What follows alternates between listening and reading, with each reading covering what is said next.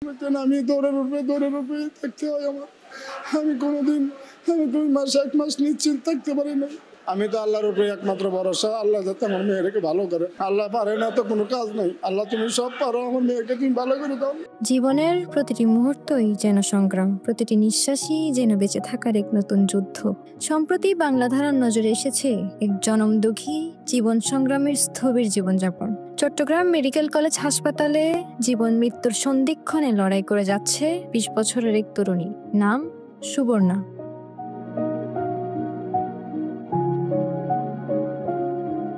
রক্তশূন্যতায় ভোগা সুবর্ণার জন্য প্রতি মাসে চিকিৎসার খরচ বাবদ ব্যয় হয় 20,000 টাকা।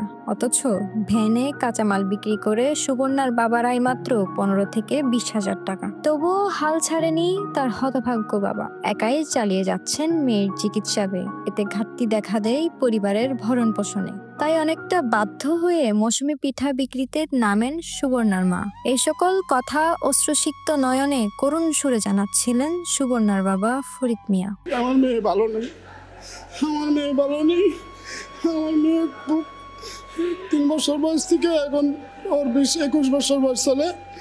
এখন বহু টাকা পয়সা ভাঙছি, খরচ করছি। ওর রোগ ধরতে পারি না, ডাক্তারে বলে ওর কোনো রোগ পাওয়া যায় না। ওর কালো পায়খানা হয়, ওর রক্ত শূন্যতা হয়ে যায়। ও কালো পায়খানা 3 দিন থেকে 4 দিন হইলে ওর সাদা হয়ে যায়, দুর্বল হয়ে যায়, হাত পা ভাঙা পড়ে যায়, আর তুলতে পারে না। আমার মেয়ের মা বাসায় কাজ করে কিছু টাকা পায়, আর আমি তরকারির ব্যবসা করি, কাঁচা তরকারির ব্যবসা করি। এখানে মানে বাজার সদাই চালাইতে পারি আর কি। 2 মাস পর ওর রক্ত দিতেই আছি। এখন আমি কোনো কিছু করতে পারতাছি না। এখন আমি কার কাছে হাত বাড়াবো? আমি যে চলতে পারি, মেয়েটা নিয়ে মেয়ের চিকিৎসা যে চালাইতে পারি, সেই ব্যবস্থা আপনার একটু করে দেব। আমি আর মেয়ে চলতে পারতাছি না। আমি প্রতি মাসে 1 মাস আমি স্বস্তির শান্তিতে থাকতে পারি না ম্যাডাম।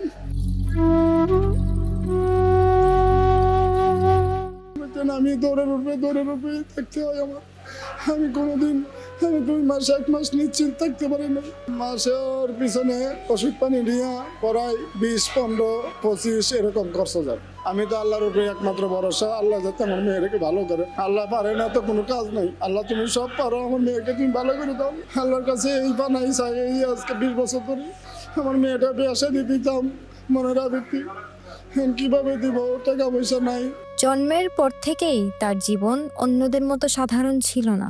দেশের উত্তরাঞ্চল কিশোরগঞ্জে জন্ম নেওয়ার 3 বছর বয়স থেকে শুরু হয় শারীরিক জটিলতা। সপ্তাহে 1 বার করে দিতে হয় রক্ত ও প্লাজমা। টানা 17 বছর ধরে চলছে এই সংগ্রাম, কিন্তু এখন যেন নেই কোনো কুলকিনারা। সুবর্ণা বাঁচতে চায়, চলাফেরা করতে চায় স্বাভাবিকভাবে, সাধারণ মানুষের মতো জীবনযাপন করতে চেষ্টা করে যাচ্ছে নিজের সবটুকু দিয়ে। সুবর্ণার অশ্রুসিক্ত নয়ন যেন আমাদের শেখায় মানুষের জীবন কতটা অসহায়। এই তো স্বাভাবিক জীবন যেভাবে করতে দেখতেছেন এরকমই আর কি। বলতেছে আমার জন্ম থেকে এই সমস্যা। আমার বাপের তো আর কোনো আর্থিক সম্পদ নাই যে চলার মতো, সব কিছুই শেষ। এটাই আমি চাই যে আমার একটা সুচিকিৎসার একটা ব্যবস্থা আপনারা যদি করে দেন, তাহলে জনগণের কাছে এটাই চাই যে আমি যে সুচিকিৎসা পাই সেটাই। চট্টগ্রাম মেডিকেল কলেজ হাসপাতালের 13 নং ওয়ার্ডে বহুল পরিচিত মুখ সুবর্ণা। দীর্ঘদিন যাবৎ চিকিৎসা নিতে আসায় কর্তব্যরত চিকিৎসকেরাও মুখস্থ বলে দিতে পারেন সুবর্ণার বর্ণনা। জানা যায় এই রোগ তার মা অথবা বাবার সূত্রে পাওয়া। আর দুঃখজনক বিষয় হলো সুবর্ণার গর্ভ থেকে জন্ম নেওয়ার শিশুরও এই রোগ হওয়ার পুরোপুরি সম্ভাবনা রয়েছে।